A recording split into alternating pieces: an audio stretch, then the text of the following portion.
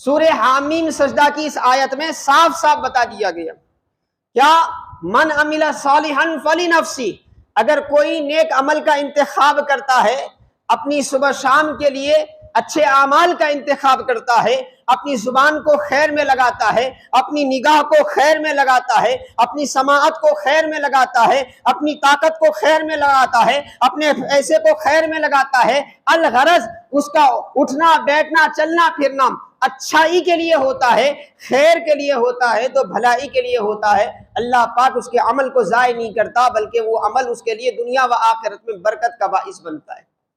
دنیا و آخرت میں رحمت کا باعث بنتا ہے، دنیا و آخرت میں اللہ کی عنایتوں کا باعث بنتا ہے۔ اور اس کے برخلاف ومن اساء فعلیہا، میرے اللہ رب العزت فرماتا ہے جو اپنے آپ کے ساتھ برا کرتا ہے، اللہ کی نافرمانی کر کے اپنی زبان کو غلط چیزوں میں لگاتا ہے، جھوٹ میں لگاتا ہے، غیبت میں لگاتا ہے، چغل خوری میں لگاتا ہے، تہمت باندھنے میں لگاتا ہے، اپنی سماعت کو غلط کاموں میں لگاتا ہے، اپنی بصارت کو غلط کاموں میں لگاتا ہے، اپنی آنکھ کا استعمال غلط کاموں میں کرتا ہے، اپنی طاقت کا استعمال غلط کاموں میں کرتا ہے، اللہ کی دی ہوئی دولت کا استعمال غلط کاموں میں کرتا ہے، اللہ کی دی ہوئی سمجھداری اور فہم کا استعمال غلط کاموں میں کرتا ہے، تو حاضرین محترم عزیزان گرامی، ومن اساء فعلیہا، رب کائنات فرماتا ہے جو برا کرتا ہے نتیجے میں برا ہی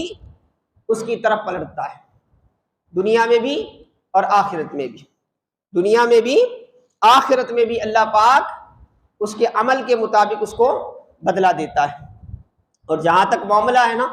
ہم شکوہ و شکایت کرتے ہیں، کبھی اپنے اعمال کا جائزہ نہیں لیتے کہ بھئی ہم مومن ہیں، ہمارے ساتھ ایسا ہو رہا ہے، ہم ایمان والے ہیں، ہمارے ساتھ ہی ایسا ہو رہا ہے، تو اللہ فرماتا ہے وَمَا رَبُّكَ بِظَلَّامٍ لِّلْعَبِيدِ، آپ کا رب اے نبی کبھی اپنے بندوں پر ظلم نہیں کرتا، کبھی اپنے بندوں پر زیادتی نہیں کرتا، اگر گناہ کے باوجود بھی اس کے رحمت کے دروازے کھلے ہیں تو یہ اس کا فضل ہے، یہ اس کی مہربانی ہے۔ اگر ہماری نافرمانیوں کی وجہ سے اللہ نے کچھ سختی کا معاملہ کیا ہے، ہمارے صحت پر کچھ بگاڑ پیدا ہوا ہے، ہمارے رزق میں تنگی آئی ہے،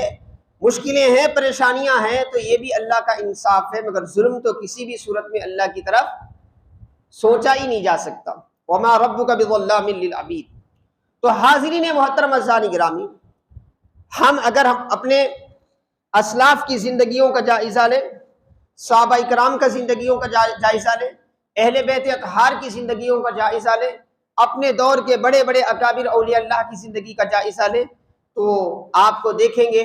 کہ جنہوں نے بھی اپنی زندگی کو خیر کے لیے وقف کر دیا،